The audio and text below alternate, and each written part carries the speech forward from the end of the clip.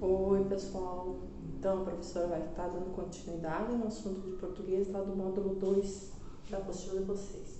Qual o assunto que está relacionado para vocês lá na apostila? É sobre fonema, tá?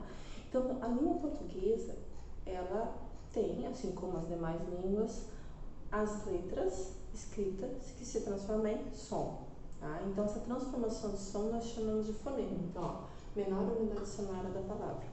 E aí a gente tem que lembrar que a língua portuguesa tem 26 letras, tá? Essas 26 letras nós temos 5 vogais e 21 consoantes, tá?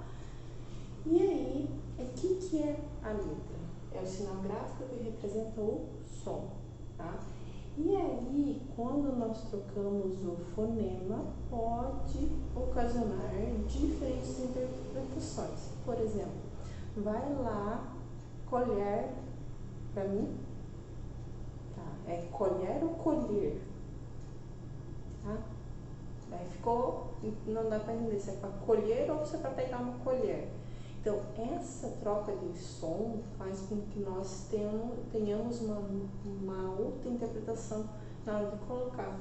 Então, a gente vai confundir o utensílio colher com o verbo colher, tá? Então, isso é um problema dentro de qualquer língua, essa troca de fonema, essa troca dos sons.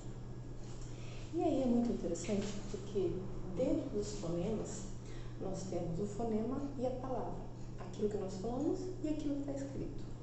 Então, a gente pode ter uma quantidade de letra, porém uma quantidade de som diferente. Por exemplo, se eu falar a palavra arroz, eu sei que com 2 R, então eu sei que vai ter 5 letras.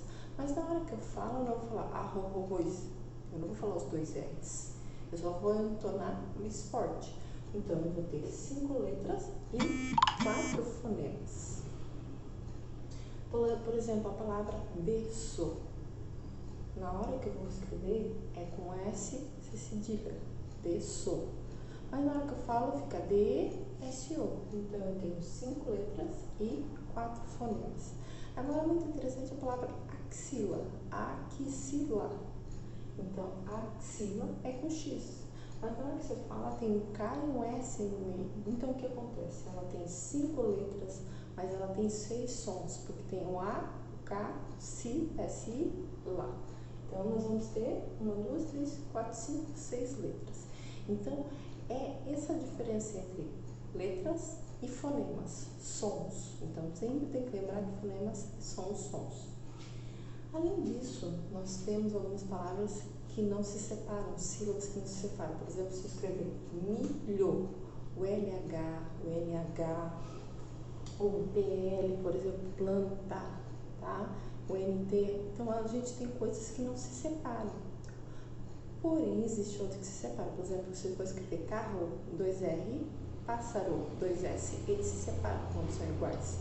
E aí eu sempre brinco, quando são iguais, se ficar junto, briga, então tem que separar. Se são diferentes, ficam juntos, tá? E aí, também se separam quando a consoante não é seguida por uma vogal. Por exemplo, a palavra psicólogo, ó, PSI, então vai ficar tudo junto, tá? Então, nesses casos aqui, por exemplo, afta, tá? Pneu. Então, essas palavras, elas ficam juntas. E dentro disso tudo, tá? Dessa divisão silábica, nós temos 3 nomes interessantes aí: hiato, ditrongo, tritongo. E aí eles são relacionados com quem? Com as vogais, tá? Vogais quem são? A, E, I, O, U. São elas que determinam algumas separações dentro da língua portuguesa também. Então, um hiato, vogais juntas, pronunciadas diferente, faladas diferente. Por exemplo, eu vou falar pai, tá? Pai, eu vou falar tudo junto. Agora, se eu for falar raiz, eu não falo raiz, eu falo raiz. Então, elas são 2 vogais faladas juntas, separadas, desculpa, não juntas, não são faladas juntas, tá? Agora, o ditongo é o encontro de uma vogal mais uma semivogal. Professor, mas existe semivogal?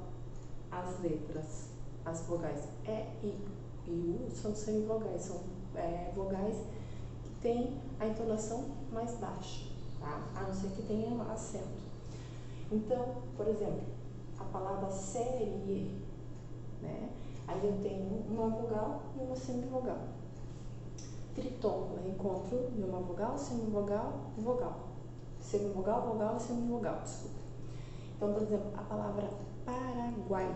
O guai tem 3 vogais ali. Elas não se separam, porque são consideradas um tritom, que encontra uma vogal, uma semivogal, uma vogal e uma semivogal.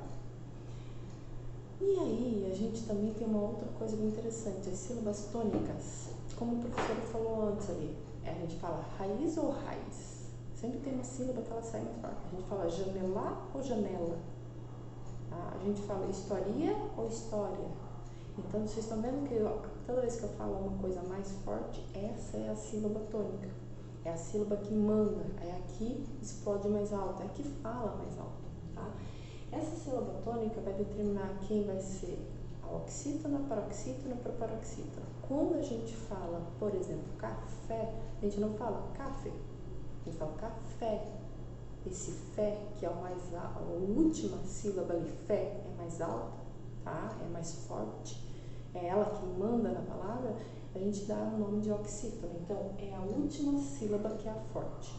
A paroxítona é antes da última, é a penúltima. Por exemplo, a palavra história, eu não falo historia, nem falo história, eu falo história. Então, esse tó, que está no meio, que é a última, a antepenúltima, ó, penúltima, ó, última, penúltima. Então, nesse caso, ela é classificada como paroxítona. E aí, nós temos a proparoxítona. Se não é a última, não é a penúltima, é a antepenúltima. E é sempre de trás para frente. Então, por exemplo, nós temos a palavra último. A gente não fala último, a gente fala último. Então, o ficou mais forte. Então, nós temos última, penúltima, antepenúltima. Quando a antepenúltima é a mais forte, ela é classificada como uma proparoxítona, tá? Então, nós temos que conseguir diferenciar uma da outra para poder fazer essa divisão silábica, para conseguir responder, para conseguir entender um pouquinho mais a língua portuguesa, tá bom? Então, espero que vocês tenham gostado e até a próxima.